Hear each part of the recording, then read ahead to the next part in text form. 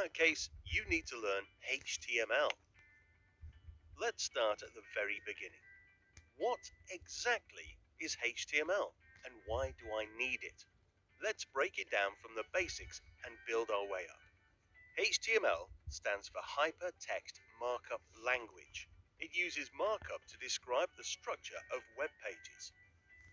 The structure is built up by elements, and they are represented by tags. Tags label pieces of content such as heading, paragraph, table, and so on. These tags aren't shown in the page, but are used to display content in different ways. That's a lot to digest, so let's go into it. First, let's try it together. Don't worry about understanding, it'll all click as we work through it.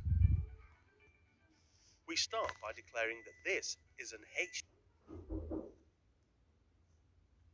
HTML document. The HTML is the root element of any HTML page.